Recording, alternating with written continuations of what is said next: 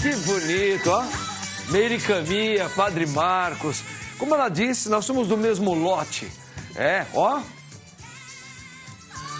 Que gostoso, não é? Gente, eram épocas que a gente sabia o que era música, que era dançar.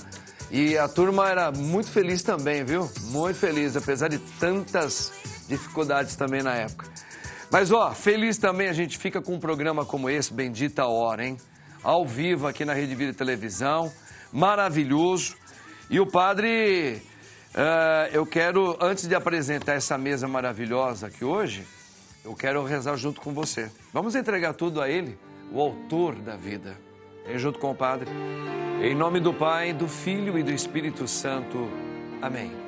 Vinde, Espírito Santo, enchei os corações dos vossos fiéis e acendei neles o fogo do vosso amor. Enviai o vosso Santo Espírito e tudo será criado e renovareis a face da terra. Oremos. Ó Deus, que instruístes os corações dos vossos fiéis com a luz do Espírito Santo, fazei que apreciemos retamente todas as coisas segundo o mesmo Espírito e gozemos sempre da sua consolação por Cristo Senhor nosso, assim seja. Rogai por nós, Santa Mãe de Deus, para que sejamos dignos das promessas de Cristo. Amém. Quem como Deus? Ninguém como Deus, irmãos e irmãs.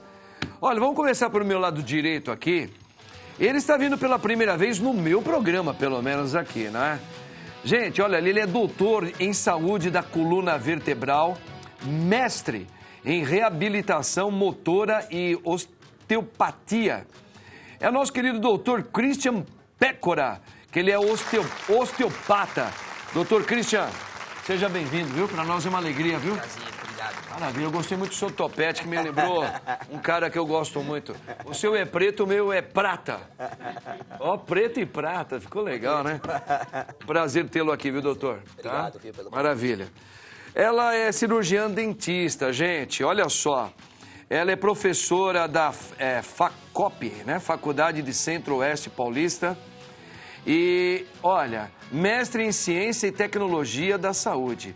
Eu tenho a honra de tê-la aqui, doutora Geisa Torres, cirurgiã dentista. Doutora Geisa, seja bem-vinda, viu? Geisa, né? Geisa. Você lembra o nome de uma colega que eu tive de infância, Geisa. Maravilha. Seja bem-vinda, doutora. Obrigada, padre. Gente, ele é o cara que foi bem educado, pelo menos no time de futebol, não é? Mas ele é educado em todos os sentidos. Ele é ex-volante lateral do maior time do Brasil e do mundo, tá? Ele é ex-volante lateral do Palmeiras, campeão paulista em 2008, bicampeão brasileiro da Euroamérica de 2014. Estou aqui junto com o meu querido Wendel Santana Pereira Santos. Wendel, você é maravilhoso, hein? Devia colocar um pedacinho do hino do Palmeiras aí, mas tá tudo certo, tá? Tá tudo certo. Olha lá. Aê, tava pronto aí. Maravilha, hein? Tava Tem pronto. pra ninguém. Grande Wendel, tem pra ninguém não.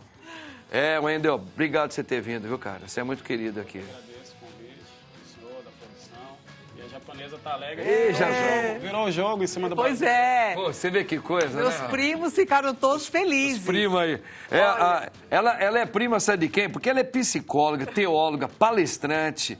Ela já é de casa, é muito inteligente. Nós estamos aqui com a nossa querida Meire Camia. Olha. E tem musiquinha. Com ele, ó.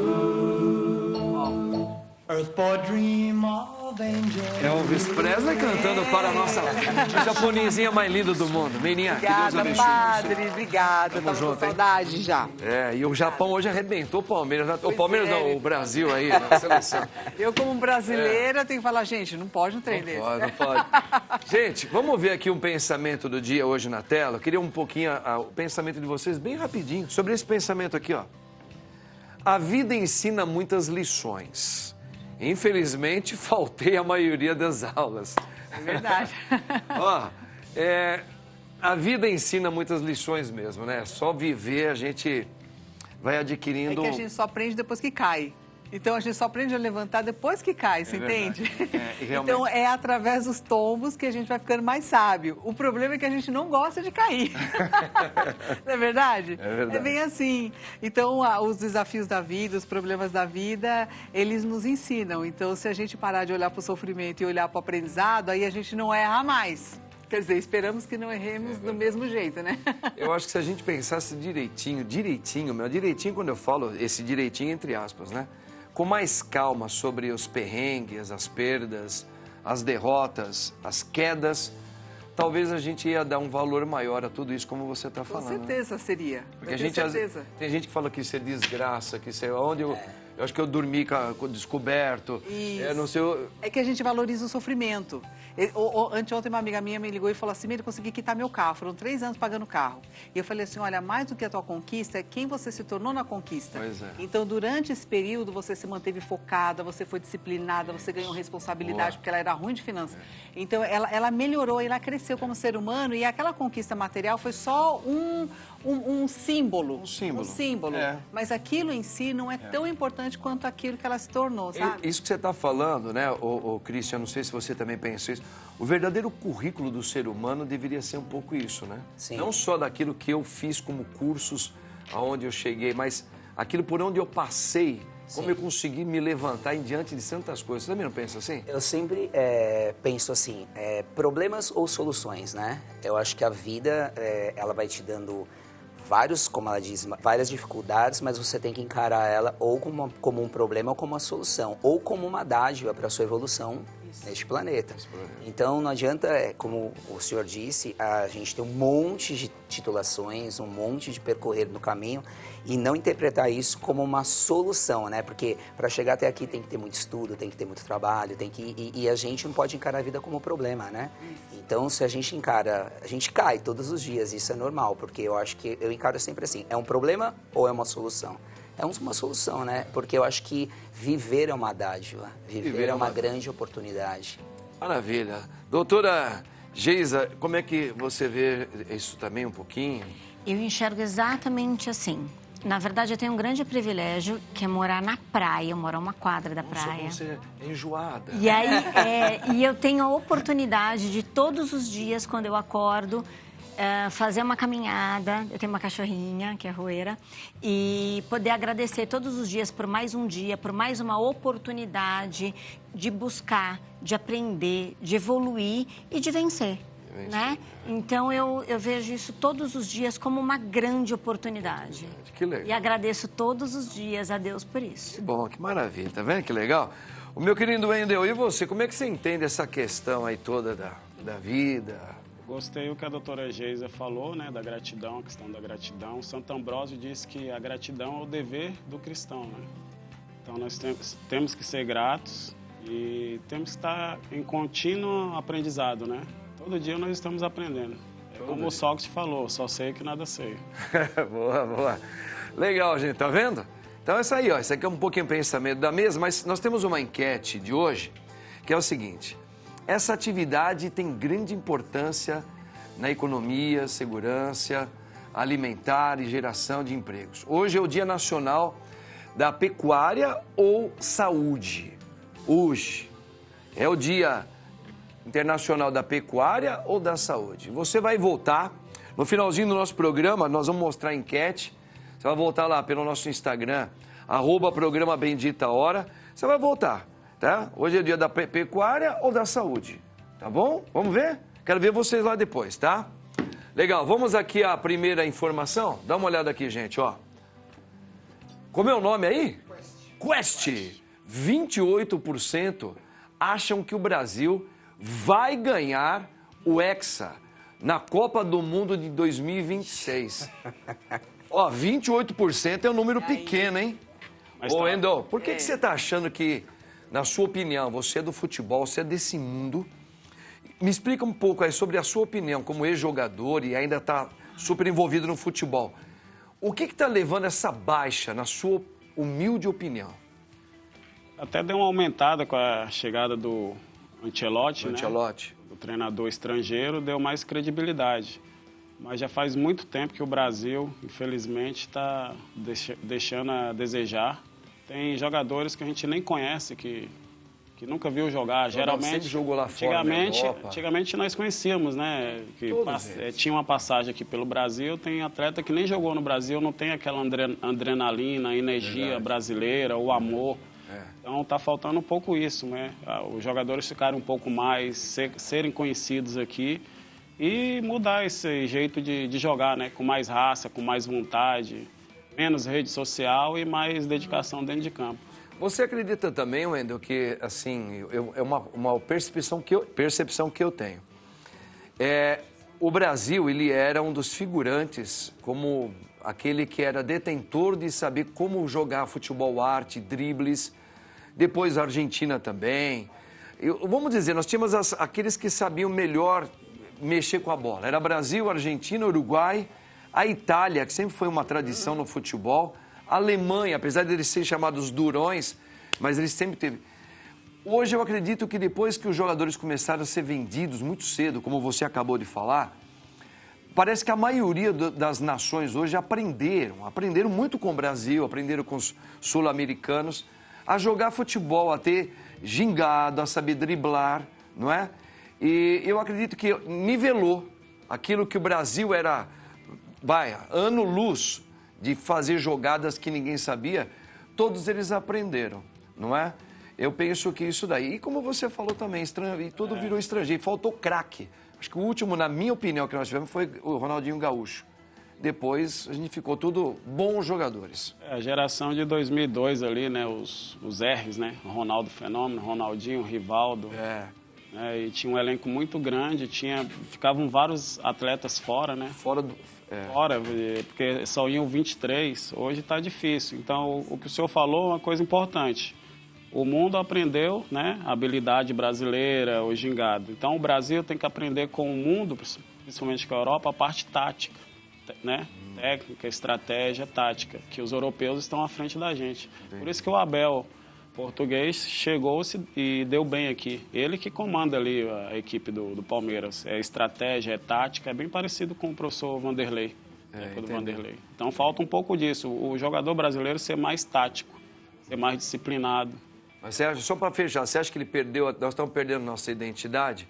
Que nós éramos conhecidos como futebol driblador, agora está ficando muito parecido com os europeus também? Isso não pode ser um dos motivos? Não, o futebol modificou. E agora é mais corrida, mais força, né?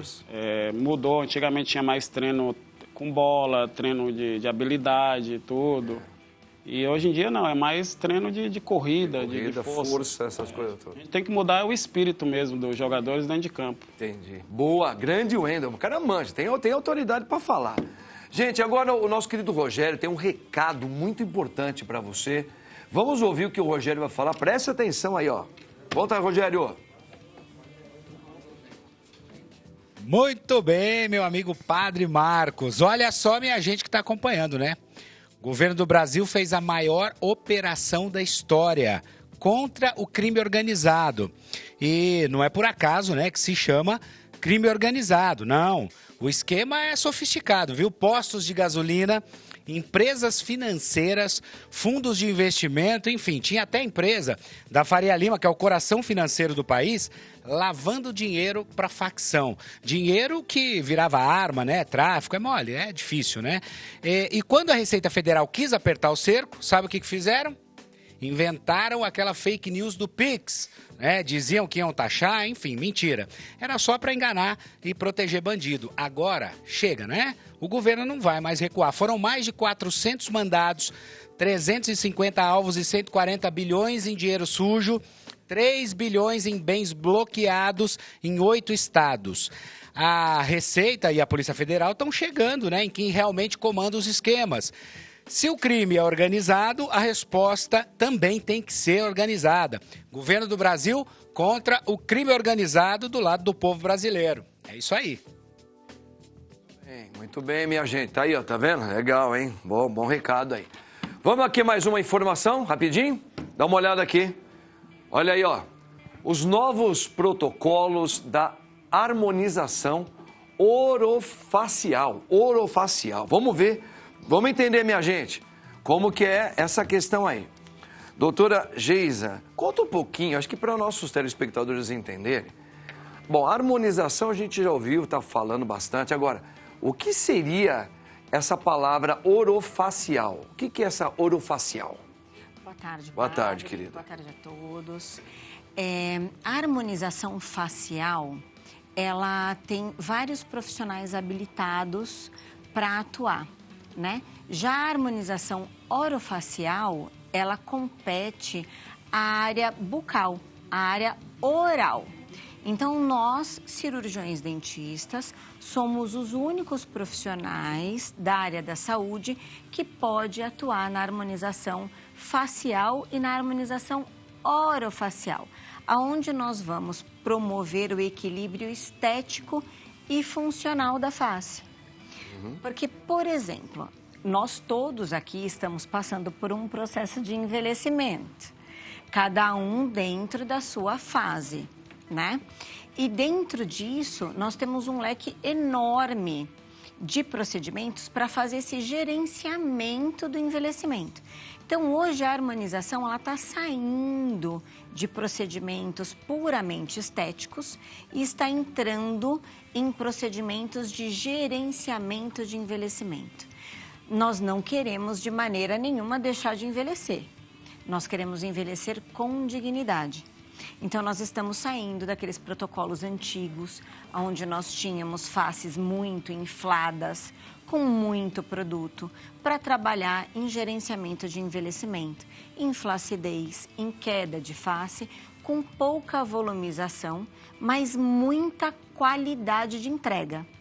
E a parte oral, ela está ali ligada com o nosso envelhecimento, porque dentro deste processo de envelhecimento, nós temos uma perda óssea de toda a nossa face, crânio-facial, né? E foi como o doutor falou, nós precisamos enxergar o paciente como um todo, né?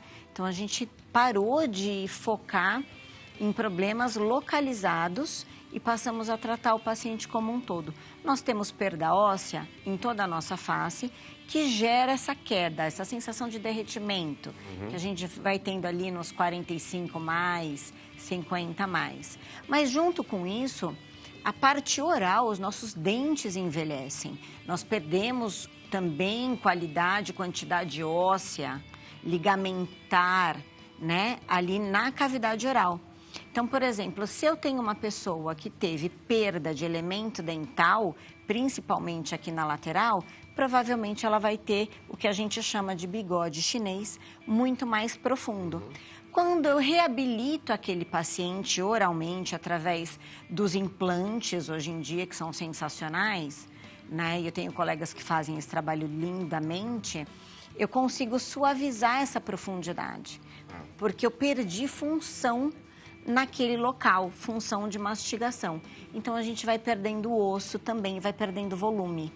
Então, quando a gente fala de estética facial, a gente precisa, de fato, ver o paciente como um todo e integrar tudo isso. Porque não adianta eu ir lá fazer um monte de procedimento estético, deixar o rosto do paciente maravilhoso e a hora que ele te sorri, tá tudo feio, tudo estragado. Então, a gente entende que a estética oral, ela caminha junto. Entendi. Que legal, entendi agora. Então, é porque a gente fala, os termos para nós sempre são novos, né? E para vocês não, mas para nós que somos leigos nos assuntos, a gente fala, poxa, mas o que é agora essa harmonização orofacial, né? Claro que a gente fala, olhar no Google, você sabe que tem a ver com a parte bucal. Mas nada melhor do que uma pessoa que tem a competência de nos explicar. Agora, isso também inclui aqueles procedimentos de levantar a face? Também. Também? Na verdade, assim, nós temos vários recursos para gerenciar esse envelhecimento e esse levantamento, ele é feito através do reposicionamento dos tecidos, que vão sofrendo essa queda que a gente chama de ptose, né? E é importante a gente também esclarecer que não é só a execução do procedimento que vai te trazer esse gerenciamento, né? Então, a gente tem ali envolvido toda uma suplementação, né? Porque nós vamos precisando de mais vitaminas, a gente vai tendo uma bagunça hormonal ali, principalmente perto de menopausa, né? Então, é uma multidisciplinaridade, né? E os fisioterapeutas fazem isso também lindamente. É onde você consegue integrar o seu paciente com vários profissionais e ele conseguir essa promoção de saúde aliada a esse gerenciamento do envelhecimento. Teve um caso recente de um rapaz que morreu porque um dentista foi fazer o procedimento nos olhos. E aí deu complicação lá, infeccionou, não sei o quê. E aí fica aquele órgão da cirurgia plástica brigando com os dentistas. Esse caso Como foi que fica bem nessa polêmico. Porque, na verdade, ele foi feito um procedimento que a gente chama de fox eyes, que fica com um olhar de raposa, né? Com o reposicionamento do O dentista pode fazer. Pode. A harmonização orofacial é uma especialidade da odontologia, regulamentada por uma resolução de 2019. É 198 de 2019 que regulamenta isso e nos dá todo o respaldo legal, né? Ele fez esse procedimento de fox eyes com um fio chamado PDO, que chama polidiaxonona. É um fio reabsorvível, um fio biocompatível e que ao longo de um período ele se degrada e é reabsorvido. Mas esse paciente tinha feito esse procedimento em março e ele faleceu agora em outubro, onde provavelmente grande parte deste produto já havia sido degradado e reabsorvido. E neste meio do caminho ele fez uma porção de outros procedimentos, como procedimento em glúteo, em várias áreas do corpo. Então isso não indica que foi exatamente aquele procedimento com aquele profissional. Pode ter sido um excesso de... Né? Pode ter sido um conjunto de vários fatores. Mas não, eu enxergo que seria muito difícil ele ter uma infecção que se tornasse generalizada por um procedimento que ele fez em março. Sim. Legal, tá vendo, gente? Então, são coisas assim que é bem legal que o doutor está explicando, mas são termos novos que estão chegando e tem que ter a competência de uma dentista, hein, para mexer com isso aí. Vamos dar uma olhada na outra notícia aqui? Olha aqui, ó. O que é e quem pode se beneficiar da osteopatia, hein? Ô, doutor, o que é, vamos falar então, primeiramente, só para as pessoas entenderem, essa osteopatia, o que ela é? Falando de uma maneira bem clara no dia a dia para nós. E quem pode se beneficiar? E quais são as pessoas que podem se beneficiar com isso? Iniciando, todas as pessoas, desde um recém-nascido até o idoso, né? A osteopatia, dentro do conselho que a gente fala, né? É uma arte, é uma filosofia, é uma ciência, que ela tem uma abordagem terapêutica que nós cuidamos de manipulações, mobilizações, que nós vamos cuidar da causa, da disfunção, onde está ocorrendo aquela dor. Então, por exemplo, para o público entender melhor, pode ser que eu tenha uma dor no ombro, e a dor no ombro, a disfunção dela, ela começa a acarretar desde o problema lá da cervical. Pode ser alguma estrutura que esteja praticamente em compressão, ou ela pode estar com um nível de irrigação desses tecidos em comprometimento, e eu vou ter problema no ombro, na articulação do ombro, ou até no problema no cotovelo. Então, a osteopatia, ela cuida de vários sistemas e integra, como a doutora falou, globalmente. Hoje nós temos os estudos que a gente tem que cuidar do corpo num sentido integral. Então, às vezes, até psicologicamente, porque tem que cuidar da parte mental. Então, quando um paciente chega no consultório, a gente vai entender toda essa parte disfuncional. Eu tenho dor nas vísceras, né? Porque a osteopatia a gente trata num sistema global. Então, a gente trata do crânio, da postura, porque muitas vezes a postura, por exemplo, a gente mal alinhado na cadeira, pode ocasionar diversas disfunções. As vísceras, né? Que o intestino é um dos grandes elementos principais, uma das grandes vísceras que ocasionam diversas disfunções no nosso corpo. O intestino é o nosso segundo cérebro e a osteopatia, ela cuida de tudo isso. E para quem tudo isso, né? Desde uma criança recém-nascida que ela nasce com uma deformidade cranial, desde um idoso que está com algum momento de disfunções nas articulações, não consegue pisar, onde a gente vai resgatar através dessas disfunções, através de testes funcionais, de uma elaboração inteirinha de um tratamento para conseguir resgatar totalmente a funcionalidade e a saúde, né? Pode ser de várias maneiras, né? Ou é com as mãos, como é que faz? Sempre, são técnicas manipulativas, através de manipulações e imobilizações, sempre com a mão. Com a mão. Então Sempre. a pessoa já vai lá no local certo, vai Vai. fazendo os movimentos. Para resgatar para o senhor entender, para resgatar toda essa inervação, a oxigenação desse tecido. Então, muitas das vezes, você está com uma dor no ombro, mas o problema está na cervical. Muitas vezes, você está com um problema no joelho e está faltando uma irrigação sanguínea no quadril ou até em alguma víscera. Então, através desses testes funcionais, nós conseguimos identificar aonde está essa problemática. Pode conseguir a cura? Muitas das vezes. Tem um longo processo, mas às vezes em 1, 2, 3 sessões nós conseguimos resolver que legal, hein? muito rápido a disfunção desse corpo e a pessoa consegue sair sem dor, que é o fundamental, que hoje todo mundo busca, né? Uma saúde integral. É legal, então, entender. Aí tem que ser profissionais que entendam isso. Formado mesmo. Tem que Formado, senão vai colocar a mão em você, é capaz de prejudicar mais vocês. Então tem Sim. que procurar um médico profissional. Um fisioterapeuta, osteopata, né? Certo? Legal, hein? Vamos aqui mais uma informação? Solta aí. Educação emocional nas escolas e nas famílias. Olha, isso aí é um assunto que eu acho que vai ser eterno para todos nós, né, América? Sempre. Você sabe que, assim, essa matéria, ela fala de uma pesquisa que foi feita e uma tendência agora das famílias de buscarem escolas que trabalham esse tema inteligência emocional. Eu acho que é muito importante, é uma coisa assim que tem que ser trabalhada desde pequena em casa. A nossa educação, ela foi muito prejudicada, vou dizer assim, pela nossa mentalidade. Então, nosso estilo de vida, ele fez com que a gente tivesse pouco tempo para a educação dos filhos. Essa educação, ela foi delegada para as escolas. As escolas estão tendo que dar conta de algumas coisas e depois sobra para as empresas. Então, hoje em dia, as empresas estão tendo muita dificuldade com os jovens aprendizes.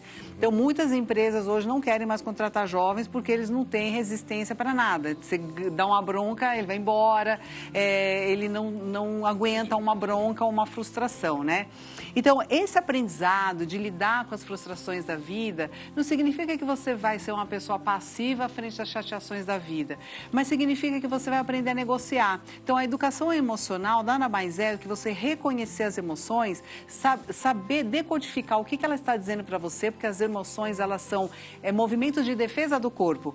Então, elas são reações defensivas. Por isso que elas existem. Porque tudo que existe no nosso corpo é porque ela tem uma função. Então, por exemplo, o medo, ele vai proteger a tua parte física e psicológica.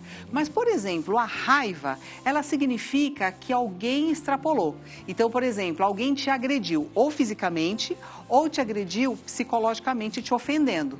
Então, a gente fala assim, que é isso? Você está me xingando aqui? Então, a gente se ofende e reage. Significa, algum limite, ele foi ultrapassado. A questão é como eu reajo com isso. Então, eu preciso reconhecer. Fiquei ofendido. Primeira coisa, eu preciso saber. Isso me gerou raiva. Mas por quê? Porque eu percebi que alguém não me respeitou aqui. Então, ao invés de eu dar um soco na pessoa, que é a reação natural do corpo, porque a raiva é uma emoção que vai para o corpo, para os pés e para os braços, porque a gente quer jogar coisa e bater, ao invés de eu dar um soco na cara do coleguinha, eu vou lá e tento trazer a negociação para falar, olha, eu não gostei do que você fez, não faça mais isso, entende? Então, a gente vai trazendo para a comunicação e fazendo com que a criança aprenda a verbalizar. Meirinha, essa competência deveria, como você deu uma introdução ótima, deveria partir dos pais. Sim, mas o problema é que os pais, eles também não sabem. Não sabem. Eles não sabem. Mas será que a escola também poderá ter essa competência e isso pode dar um atrito com a sociedade? Então, nossa sociedade hoje está tendo esse desafio, é um desafio social do mundo inteiro. Por quê? Porque as maiores doenças hoje e os maiores afastamentos do trabalho, eles estão sendo por conta de questões emocionais. Então, a gente não está aprendendo a lidar com os nossos medos, eles estão virando burnout, eles estão virando estresse, eles estão virando esgotamento. Porque a gente não sabe lidar com ele. O que é não saber lidar? Engolir. Tipo, eu finjo que eu não fiquei com raiva. Eu finjo que eu não liguei. Eu finjo que eu sou superior a você, né? e que eu não sinto isso. E vai acumulando. Exatamente. Então, as emoções são energia. Essas energias acumuladas, elas se transformam em doenças. E aí a gente vai parar por bem ou por mal. Então, o convite que está sendo feito para a nossa sociedade é de ter muita humildade para aprender. Porque a gente tem que querer e dedicar um tempinho para ler, para fazer exercícios, para ter um tempinho para fazer reflexões na vida, porque é assim que a gente aprende inteligência emocional.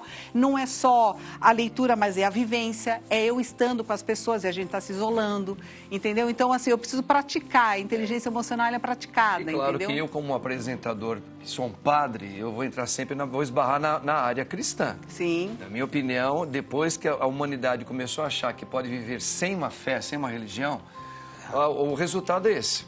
Isso. É intolerância, né? Então, mas tá aí. Eu acho que um pouquinho de religião não faz mal A gente tem 4 necessidades, sabe, padre? A gente tem a material, a emocional, a de segurança e a espiritual. E a gente só está canalizando toda a nossa energia para o material. Então, estamos acumulando casa, um monte de coisa que eu posso pagar. O emocional está explodindo por aí. Exato. Entendeu? Que coisa, né? Dá uma olhada aqui, eu gostei. É um assunto que vai longe, né? CBF reconhece arbitragens desastrosas e afasta equipes de São Paulo e versus Palmeiras e como é o Brasil. RB o Red Bull, né? E Grêmio. Rapaz, depois daquele jogo, quer dizer, antes já estava sendo mostrado, né, Wendel, uma insatisfação já há muito tempo da arbitragem no Brasil. Muita gente fala de profissionalizar esses árbitros, como existem lá na Europa, porque eles acreditam que eles estão atrapalhando muito o andamento do espetáculo, não é? E a questão do VAR também hoje aqui no Brasil fala que o VAR está atrapalhando mais do que ajudando. Porque hoje o VAR praticamente está condicionando o árbitro e falta essa autonomia do árbitro ser mais certeiro nas suas decisões. Então ele apita porque ele viu, daqui a pouco o cara já chama ele lá. Então, o árbitro está sendo muito questionado aqui no mundo do futebol brasileiro. A CBF agora reconhece por qual motivo? Será que ela não reconhecia? Ou é porque estão fazendo muita pressão mesmo em cima agora? Houve muita pressão no clássico, né? Somente aquele clássico, São Paulo né? e Palmeiras. Né? Mas é mérito também pro Palmeiras, que virou o jogo. É o que tá falando. Está reclamando do árbitro, mas aí só que o São Paulo reclama que não deu o pênalti, que na minha opinião foi interpretativo. Sim. Então é 50% sim, 50% não. Depende da decisão do juiz. Não foi uma coisa tão escandalosa assim. Sim. O jogador do Palmeiras, ele escorregou, foi sem querer. Mas infelizmente houve Apesar que para mim, que sou palmeirense igual a você, para mim foi pênalti mesmo. Foi pênalti. Foi imprudente. Foi imprudente, mas o Palmeiras teve a competência de virar esse jogo. O jogo. E aí reclamou também a expulsão do Andréas Pereira, né? Perfeito, Na minha opinião, ele não teve a intenção de erguer o pé ali. Foi um acidente de trabalho. Então, na minha opinião, não houve erro nenhum. Mas a CBF, para dar um cala-boca, né? Afastou o árbitro dessa partida, assim como o do Red Bull Brasil e Grêmio, que também reclamaram o pênalti nos acréscimos, lá em Bragança, e a expulsão do lateral do Grêmio. Na sua opinião, Wendel, você não acredita que isso daí pode estar inibindo um pouco até aqueles que vão apitar? Porque, assim, eu não sei se a saída seria profissionalizar os árbitros, tá? O Brasil tem uma cultura diferente dos outros países lá de fora do espetáculo futebol. O brasileiro faz pressão com tudo. O jogador mesmo cai, faz uma cera. O cara levou, é meu joelho, mas não foi joelho, foi aqui. Um escândalo. Então isso comove tudo. Você acha que isso vai resolver? Não teria que ter alguma outra atitude para tentar melhorar a questão da arbitragem? É o que o senhor falou, tem que profissionalizar, porque eles vão ter mais tempo, né, de treinamento, de avaliações, de acompanhamento, né, psicológico, tudo, porque é uma pressão enorme, você imagina. Você muito tá grande aqui no estádio, torcida. Enfrentamento com o juiz, né? São os próprios jogadores ali, a pressão. Então, é uma forma boa, né, da profissionalização. E a CBF fala que afastou, né, esses árbitros para ter treinamento, acompanhamento e análise interna, né? Então, não foi só... Tomara que esses árbitros, né, reconheçam, tenham a humildade também de aprender, o Brasil demorava muito, né, e atrapalhava o espetáculo. Na Europa era rapidinho, né? Rapidinho. Foi lá, mas depois do Mundial agora, né, eles estão fazendo um método de que seja mais rápido e não atrapalhe tanto. Então tem que ter humildade os árbitros, tem que ter a humildade de trabalhar em equipe também. Alguns árbitros são meio arrogantes, né, eu falo, porque lá dentro de campo. Então eles tem que ser uma equipe, entendeu? Sim. E tem que ter treinamento mesmo, acompanhamento e a profissionalização dos árbitros. Você é a favor, então? Sou a favor. Tem que copiar o que é bom, né? A Europa é bom, então vamos copiar. Agora é o seguinte, o Palmeiras é maravilhoso, né? Você vê o que ele ocasionou aí. Fez até a CBF tomar um... Porque tá todo mundo reclamando, né? Mas é o que eu falei, mérito para a equipe do Palmeiras, os jogadores, e para o Abel Ferreira, que usou a estratégia ali, a tática, e virou o jogo. Maravilha, grande Wendel. Eu gosto de você demais, Wendel. Você é muito inteligente, cara. E eu gosto demais porque eu também sou palmeirense. Você é palmeirense, né, doutor? Graças a Deus. E eu tive a alegria de presentear o padre, né, com a camisa autografada no dia do aniversário. Do aniversário do Abel Ferreira e tudo bom. Não tem pra ninguém, não. Deixa eu ver quem mais aqui. Tem mais uma informação? Olha aqui. Hey, Wendel. Tô com você, cara. Ó, osteopatia no alívio das dores da artrose.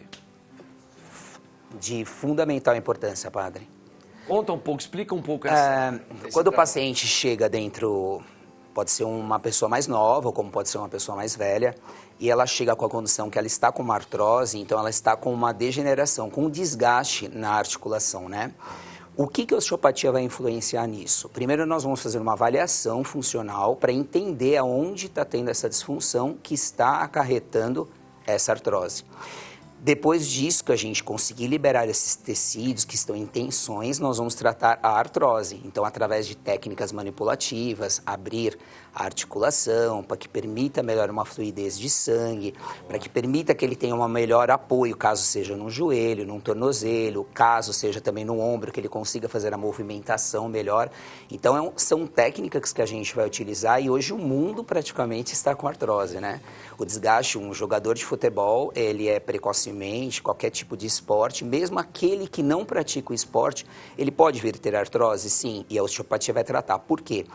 Aquele que não faz nenhum tipo de esporte tem a degeneração da cartilagem, mesmo você não praticando, né? Devido à queda hormonal, à queda, impactos durante o dia a dia, de atividade diária. Então, isso é competente a qualquer idade. Então, a osteopatia causa um grande alívio, porque a gente vai mexer com essas estruturas manualmente. A osteopatia já é usada no profissional, no futebol? Sim, nós temos um dos grandes nomes da osteopatia que trabalham, né, no próprio Palmeiras, no próprio Palmeiras, inclusive no primeiro Mundial que o Palmeiras foi agora, que foi em 2019, né, não, 21, que ele foi viajar, teve um osteopata, inclusive da escola que eu trabalho, foi junto com a equipe do Palmeiras, que ele trata toda a seleção do Palmeiras. Então, a cada integrante. Isso é de fundamental importância para o rendimento deles também. Perfeito. Porque muitas das vezes, dentro do campo, vocês têm muita lesão, né? Quedas bruscas, e vão ocasionar lesões violentas. Que nem esse menino mesmo que fez o gol o último lá, o Bruno Henrique, não, do Palmeiras. Bruno Rodrigues. Ele teve que fazer cirurgia nos dois joelhos. E eu acredito que esse trabalho da osteopatia também seria muito para recuperação. Para recuperação. A primeira coisa que vai fazer uma recuperação e, consequentemente, trabalhando com osteopatia para não levar numa lesão pior. Para ele ter uma recuperação muito mais rápida e conseguir voltar eficiente, voltar aos jogos. Você falou dos dois joelhos, ele fez o gol. E na comemoração beijou os dois joelhos, né? Beijou os dois joelhos. Foi bonito, foi emocionante. Doutor, uma dúvida. Qual que é a diferença com fisioterapia? A fisioterapia, ela vai tratar praticamente o segmento que está em reabilitação, né? E a osteopatia, ela vai tratar o corpo em geral, integrado, global. Então, por exemplo, a fisioterapia, você está com problema na cervical, ela vai trabalhar na cervical. Nós vamos buscar as disfunções, né? Para trazer a funcionalidade, mais profundo e mais íntegro. Entendi. A gente vai levar para um fator global, integral. Assim como você disse, a gente precisa conhecer o paciente desde a fase emocional dele, porque muitas vezes a ambiência leva a uma dor, que pode ser uma dor visceral, que pode ocasionar uma dor no quadril. Então, a ambiência hoje é de fundamental importância, onde nós levamos muito esse fator de extrema importância para conseguir trabalhar e obter grandes resultados. Ambiente que a gente vive, né? Pois eu queria fazer uma consulta com o senhor, porque eu Com tenho uma dor certeza. aqui no meu pescoço, é sério. E eu vou tratar. Muito tempo. Eu penso que é travesseiro, eu já mudei posições, tudo, fiquei sem, com, tudo. Né? Eu acho que eu tenho uma postura boa, verdade. só que sempre me dói muito aqui. Eu estou falando que não tem nada a ver com o pescoço, hein, doutor? Não tem a ver, pode ter certeza. Olha, tá vendo? Vai lá, vai buscar Só o de, doutor, ver sua hein? postura, só de ver sua postura aqui, não tem a ver com a postura Essa parte é também. tipo uma liberação, né? Eu acho que isso aqui tem que fazer oração mesmo, porque isso aqui tem um zoião. É, maravilha. Vamos aqui, ó. Vamos ouvir outra informação aqui, gente, ó. Ah, isso é demais. Cannabis medicinal na odontologia. Doutora, conta um pouquinho isso para nós, o uso do cannabis. Vamos desmistificar um pouco alguns pensamentos aí que assustam um pouco as pessoas. Acho que a gente está entrando, apelando para algumas coisas. Mas vamos entender. Algo que como é que fala o negócio da medicina? O Conselho de Medicina também está... Isso. A Anvisa assina embaixo como um tratamento legal. Mas explica um pouco, na odontologia é usado, como que é, quais são os benefícios, isso vicia, não vicia, como que é isso tudo, doutora? Vamos lá. Eu iniciei um projeto no doutorado, onde nós temos disponível para tratamento em crianças com microcefalia, que são crianças que foram acometidas na gestação, né? E elas tiveram essa comorbidade e é associada com várias outras, onde a gente tem vários outros profissionais envolvidos, né? E aí nós fazemos um tratamento à base de cannabis medicinal. Então vamos entender como é que funciona isso. A cannabis medicinal, ela já é utilizada desde 1800 a.C. Então, chegamos em 2025 com técnicas muito aprimoradas da extração do óleo da cannabis, né? E esse óleo, ele tem benefícios não só para a odontologia, mas para o paciente em geral, para diversas outras disciplinas, como a fisioterapia e entre outras, para alívio de dor. Então, assim, quando eu recebo no meu consultório um paciente bruxista, um paciente com bruxismo, que é aquele ranger dos dentes, que vai acometendo todo o dente do paciente num desgaste de esmalte, prejudicando todo aquele periodonto, toda a parte óssea, né? Gerando dores de cabeça, dores musculares.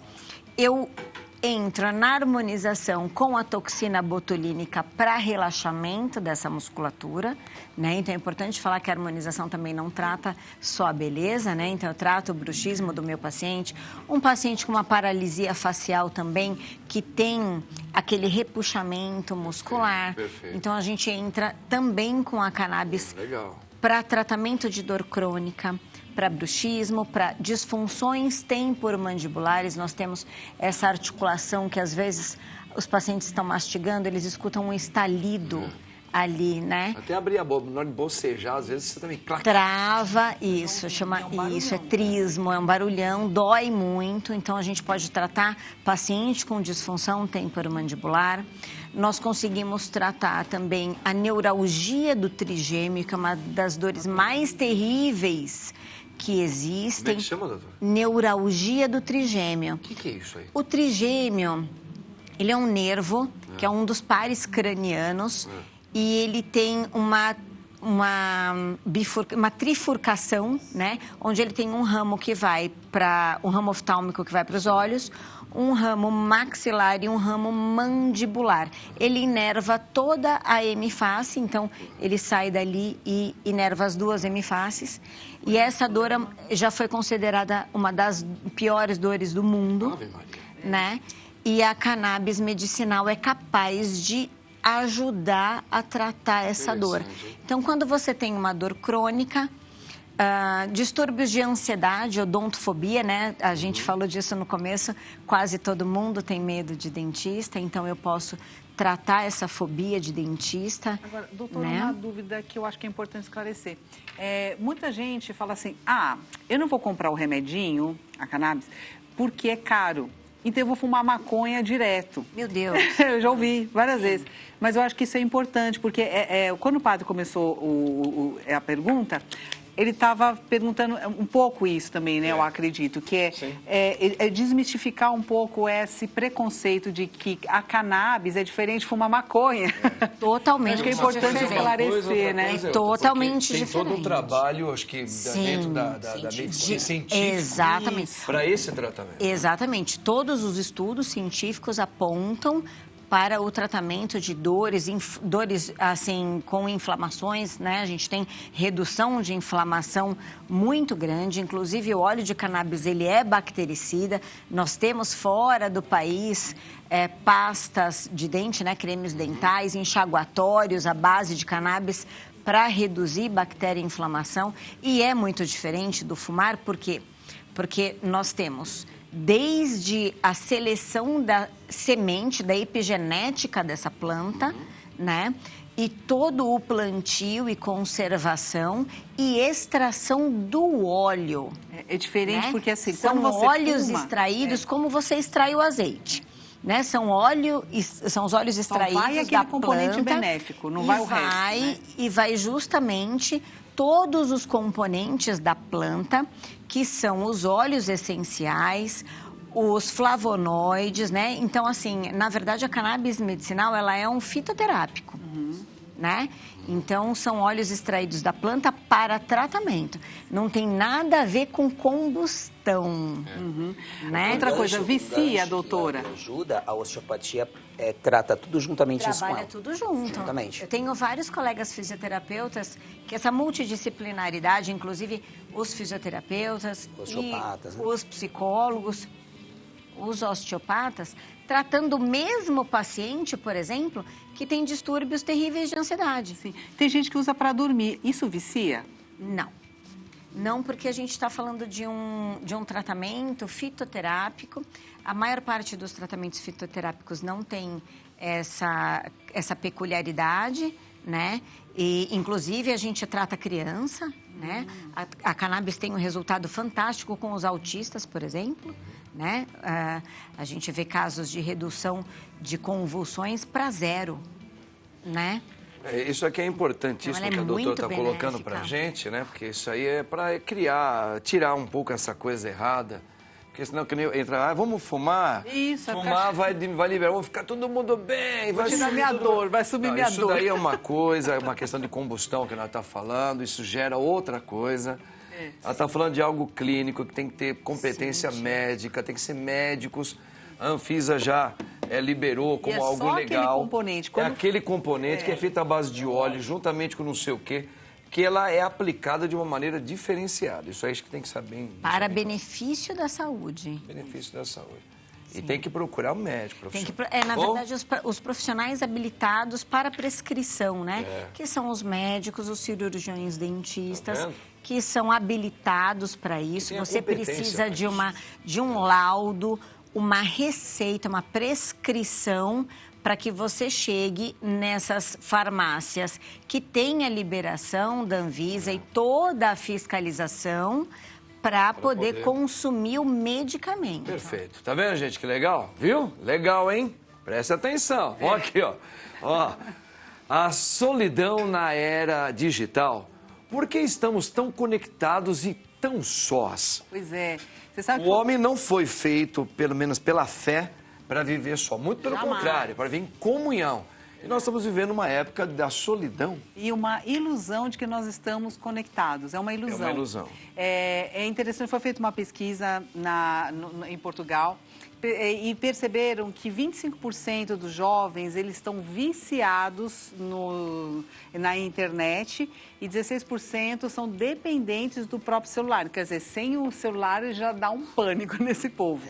E é o seguinte, nessa pesquisa, né, nesse estudo, eles viram que 2 horas, por exemplo, de rede social no dia, ele já duplica a sua tendência ao isolamento. Então, aquele sentimento de isolamento, ele aumenta, ao invés de diminuir, do tipo assim, vou ver gente, estou sozinha em casa, estou fazendo nada, vou ver gente, vou conversar com algumas pessoas.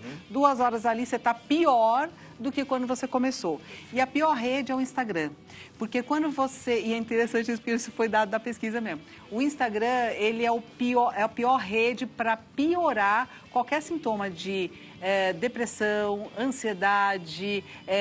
de dopamina, né? Isso, porque assim, você se compara, ao mesmo tempo que você tenha o benefício do like e uma sensação assim de que, nossa, como eu sou querido, você não tem o toque, você não tem o olho no olho, você não tem um cuidado, você não tem ninguém que realmente está com você. Então é uma ilusão, porque aquela quantidade de likes, ele só te dá uma alegria naquele momento, mas depois vem um vazio muito grande. Por isso que está toda hora buscando, porque não alimenta nunca ele. E ele. alimenta a tua inveja, por exemplo. Aquela síndrome chamada FOMO, né, que é uma ansiedade por coisas que você não vai viver. Então você fala assim, cara, eu não vou para essa praia, eu não vou nesse restaurante, eu não vou nesses lugares. Então a internet, ela vai criando necessidades que a gente nem teria.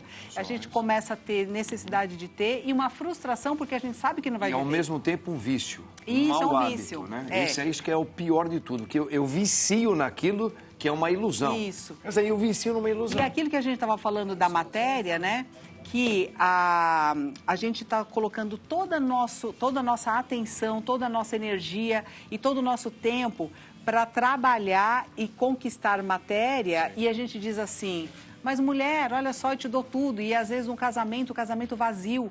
Ela fala assim, então, mas você não me dá atenção, você não fala comigo. Você não conversa comigo, Exato, você não repara em mim. Exato. Não... E a mesma coisa com o filho. Então, às vezes você fala assim, filho, te dou tudo, te dou a melhor escola. Eu quero até que você briga comigo. Você nem briga comigo, te dou carro, e você está insatisfeito. Porque as nossas necessidades humanas, elas não estão sendo supridas. Então, esse grande vazio que nós estamos vivendo hoje, a gente está tentando suprir com uma coisa que está piorando o nosso buraco, você entendeu? Então, qual é o melhor caminho? O melhor caminho é a gente aprender a conversar com os nossos vizinhos. Quem mora em apartamento não conhece os vizinhos do mesmo andar, você não sabe nem o nome daquele povo, entendeu? Então, assim, eu acho muito ruim, porque nós somos seres gregários, nós somos seres de aldeia, de viver em aldeia, e a gente não sabe nem o nome do nosso vizinho, sabe assim? E, doutora, me tira uma dúvida, por favor. Eu observei que depois da pandemia, parece que nós estamos vivendo uma pandemia de ansiedade e de depressão. Porque os meus pacientes que são acometidos pelo bruxismo, eles aumentaram significativamente depois da pandemia. Perfeito. É isso. É isso mesmo. A sua percepção está totalmente correta. Porque nós aumentamos, a pandemia, ela trouxe para fora os nossos fantasmas, que são os nossos medos. Então, a gente começou a ter medo de gente. Nós começamos a achar que o outro vai me trazer problemas. Então, eu me afasto das pessoas porque eu não quero problemas. Eu não quero ninguém falando coisinha no meu ouvido. A minha tolerância ficou zero. E isso é um sintoma da falta de inteligência emocional que a gente estava falando. Entendeu? Então, se eu não sei lidar com os meus medos, eu projeto eles para fora. E que pena que o nosso programa acabou, já até bateu o recorde, porque a pergunta... A senhora vai voltar com essa pergunta, ela vai voltar aqui para responder outro dia? Gente, vamos ver aqui como é que ficou a nossa enquete. 75% disso foi pecuária. Hoje é o dia da pecuária. Acertou, tá? E 25% falou que era saúde. A gente respeita.